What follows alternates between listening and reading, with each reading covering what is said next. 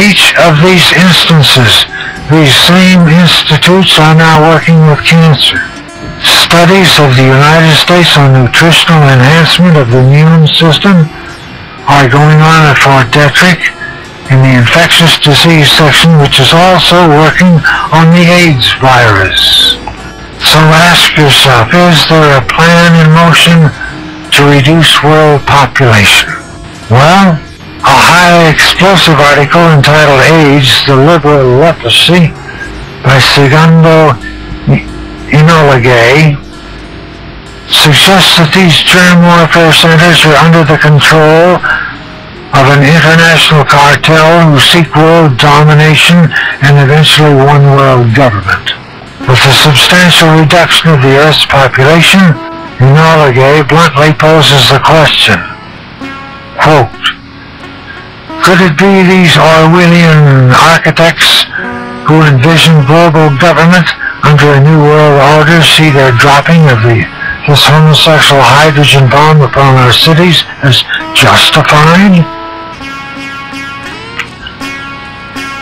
Do their Malthusian Marxist mentalities picture the inevitable fallout from faggotry as merely a more humane method of radically reducing the population of the earth, and by mass murder through war, famine, and pestilence?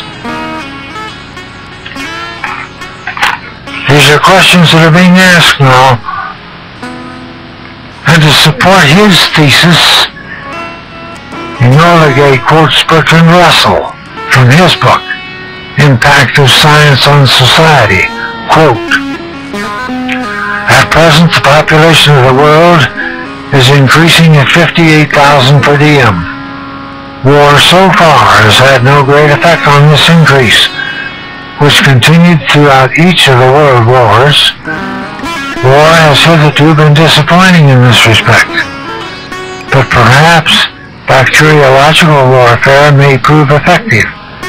If a Black Death could spread throughout the world in every generation, survivors could procreate freely without making the world too full. The state of affairs might be unpleasant, but what of it? Unquote. Listen, if in fact the Enola thesis were correct, and these globalists are responsible for unleashing the AIDS virus upon the world's population, they would be guilty of mass murder at levels heretofore never conceived in the most imaginative monster movies. Also, wrapping up their meetings in Mexico City at the International Conference on Population and the Future. And I'm just thinking of 10 years ago when last this occurred. And Mr. McNamara, sir, is there a difference you would hope for in tone then to now? I hope the tone is expressing a greater sense of urgency than was apparent at Bucharest 10 years ago, because the crisis is much deeper today and will continue to get deeper to the end of the century and beyond. And I hope that sense of urgency is apparent in the tone. I believe it is. So were we blind then, or have things changed?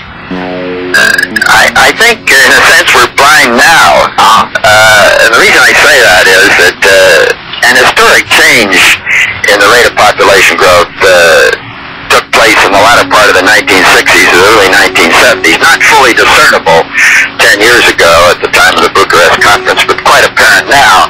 And that change is a change for the better in one sense, that the rate of growth of population, which had been increasing for 2 centuries, has turned downward.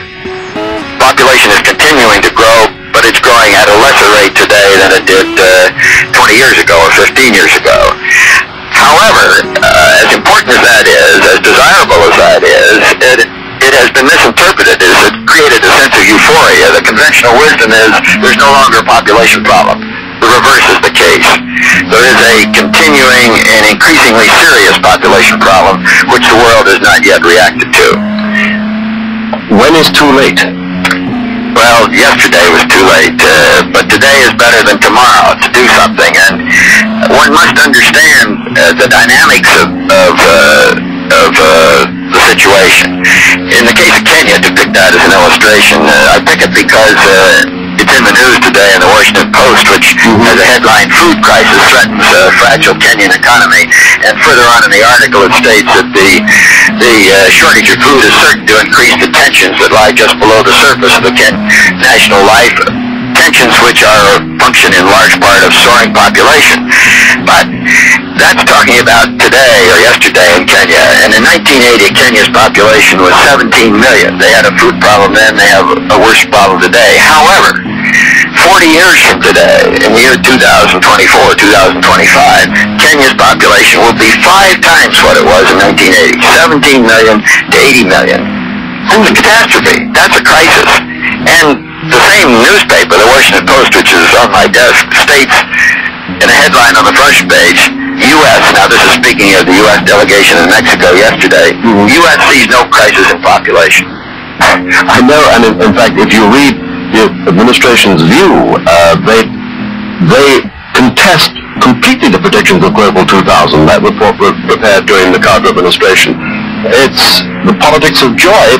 Well, if I may interrupt you 1 second, the way they contest it is interesting. I think they contest it in principle, but not in particular. I don't believe the administration would differ with my projection, and by the way, it's not my projection, it's a projection of demographers of the United Nations and the World Bank, and it's based on what I'll call optimistic factors. If everything goes well, the population of Kenya will only quintuple from 17 million to 80 million in the next 40 years. And I don't believe the administration would contest that. What they contest is me calling it a crisis. As the headline states, U.S. sees no crisis in population. And because of that difference of view as to the urgency, I think they mislead the world, and in particular the developing nations, as to the action that needs to be taken. So when the Secretary General opened the conference, the Sayas of the Philippines, he said in his opening address that even if the world's developing countries could achieve an average growth rate of 5 to 6%, which is higher than considered likely, there'd still be 600 million people living in poverty at the turn of the century. Is it our responsibility, do we have, the have nations, the wherewithal to right the situation? No. We don't have the wherewithal to right the situation. It is our responsibility, however, to help those who wish to help themselves. Now, I want to be very clear on this. The primary responsibility for development in the developing countries, the third world countries, the low-income countries, the Indias, Kenyas, etc., the primary responsibility for dealing with their economic problems, with their social problems, with their demographic problems, is the responsibility of their peoples and their governments. I'm very clear in my mind on that. That's the foundation on which the World Bank operates, for example. It's a foundation that I believe all of us should operate on. But having said that, then I think we in the United States and we in the Western world have a responsibility to help those nations that wish to help themselves. And the great majority of the developing countries do wish to help themselves. They need our technical assistance and they need our financial assistance. On that note, could we pause a moment? So I'd love to ask you a couple more questions. Searching with Robert McNamara, former Secretary of Defense, former President of the World Bank, discussing population, as they're doing in Mexico City right now. So what is your reaction, Secretary, to the U.S. policy on the use of foreign aid for abortions, banned, of course, I believe, since 1974.